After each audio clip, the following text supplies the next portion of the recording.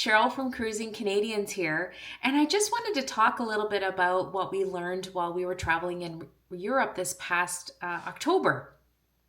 As you guys know, we took a trip, it was a transatlantic trip actually, from the port of Civitavecchia to Fort Lauderdale. And we had flown to Rome from Detroit for 3 days prior to that. And it was one of the best trips we have ever been on. There was a lot of things that happened on this trip, as you can see, and we had a lot of adventures, that's for sure. But there were 5 things that I was thinking about as I was reflecting and on that trip. And the first thing is make sure you do your research. And I thought that, we had everything all like ready to go. I had printed stuff. I had made sure I had my tours all lined up, and we did a lot of skip the line tours and things like that. We did the Vatican tour, which was amazing. And we did do skip the line for that, which I would highly recommend because we went at the end of October and the lines were still pretty long. So can you imagine going in summertime and the lines would be insane? So I'm so glad we did the skip the line tour. So that would be number one. Like make sure that you have like all of your tours and everything all ready to go. The other thing is part of our tours, we did the skip the line for the Colosseum and the Gladiator experience. Oh, I was so disappointed. We missed that tour. I don't know if it was partly my fault. I will take blame for this. I thought I knew where the meeting point was. However, there was no clear indication of where that meeting point was. They did give you Apple Maps or Google Maps, depending on your phone, and we just couldn't find the place. We must have went by that meeting point about 10 times, and there was no flag, there was no sign. It was in front of a government park, and apparently they couldn't put anything out there to post it. But it was like, I was so disappointed because we missed that tour. And that was one of the things that when we did decide to go to Rome, I was so excited. That was one of the first tours that I booked and we missed it. So I was devastated. But it just goes to show you that, my husband has to take me back to Rome. So hey, that will be on the next thing and I will not miss it the next time. The second thing that we kind of were taken back by, or maybe amazed, I don't know the right words for it, but there were so many churches everywhere we looked. There were churches beside churches.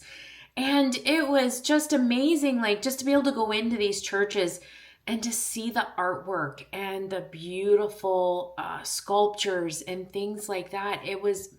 We didn't know where to look. We felt like 2 kids in a candy store. We were like looking everywhere. I'm like, oh, look at that on the ceiling.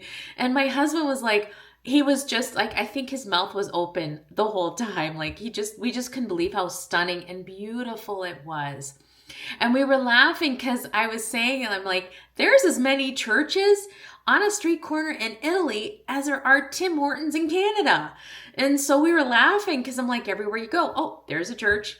Oh, there's a church. So yeah, I wish we had more time to do that type of exploring while we were there. But as it was our first time, we did those touristy things. We saw the Trevi Fountain. We saw the Pantheon. We saw the Spanish Steps.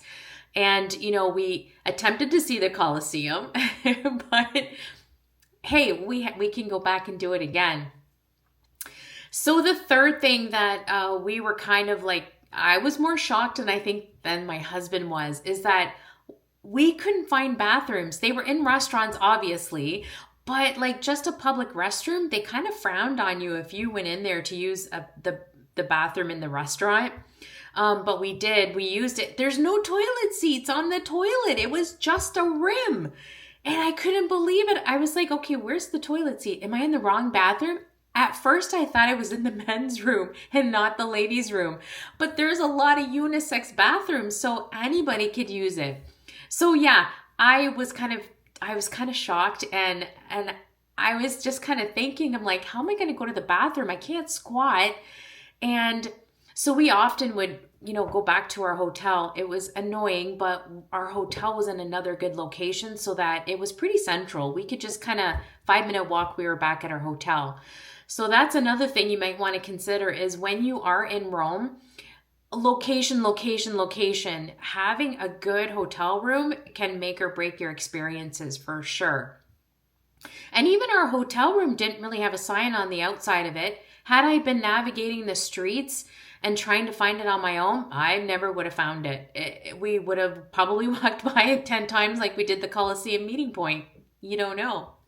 So that was one of the things that we, thank God we had was location for our hotel room. We did see a lot of signs for McDonald's and we figured, hey, there's bathrooms in McDonald's. They probably have toilet seats. And every time we looked for one, it would be like 5 kilometers this way or 1.3 kilometers that way. We never did find the bathrooms at McDonald's. We never did find McDonald's. We know that there is one near the Spanish Steps, so take that and make sure you remember that one. The crowds. That was the fourth thing that I wanted to talk about was the crowds. And we were going at a time where it wasn't really peak season.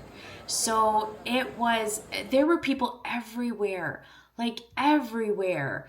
And again, we were going at the end of October. So we were under the impression that, yeah, we knew there were going to be people there. But we weren't prepared to see how many people were there. Like it was still really busy. I cannot imagine going in the summertime and seeing those crowds at the Trevi Fountain. That area is not that big and there were a lot of people there. So if you have like a claustrophobia or are not comfortable in big crowds, this might not be a good idea. Or either that or go really early in the morning or really late at night to see it. And as far as like walking and navigating the streets of Rome, what we found was we did use Apple Maps. For the most part, they were good until I tried to find our meeting spot. But no, Apple Maps was good. I was able to use my phone over there. And we also we had watched a lot of walking tours. And there's a guy who walks the streets of Rome and we found him on YouTube, which leads me to another point. We did a lot of research on YouTube. We watched cruise videos. We watched how to navigate Europe. We watched how to fly to Europe. We even watched how to navigate the airport in Rome, which really did help us because as soon as I saw the one area, I'm like, oh, we got to go there. And it was easy. So yes, do your research. Watch YouTube. So it was a lot of fun, but the walking tour itself, it was so easy because I remembered seeing all these places where this gentleman had walked. I will put his link in the description below. If you are going to Europe, it was kind of interesting just to kind of watch him because we kind of learned stuff as well too because he showed you how to get from the Colosseum to the Trevi Fountain. And it's really not that hard to navigate the main streets. There are a lot of back streets, so that's the part that can be confusing. And the last thing about Europe was just the incredible beauty. And I think it's because we had never been there before. And we love the culture and just the laid back feeling that we kind of got from it. And families were out and they were walking the streets and you could hear the little kids like complaining in Italian that they were tired or they didn't want to walk or why are we doing this?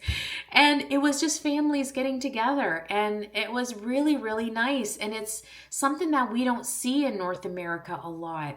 And maybe it was just because, again, it was our first time and we were pretty much wowed by everything we saw. It was just a beautiful experience. The last thing that I wanted to talk about was when you are in Rome, the streets are mostly cobblestone. And what I found was, again, we had done the research and then we were told to wear comfortable shoes. But what I found was that the streets, walking in them, the top of my legs got a really good workout. And I'm thankful that I wore really good running shoes. Because I cannot imagine myself walking in stiletto heels or heels in cobblestones in the city of Rome.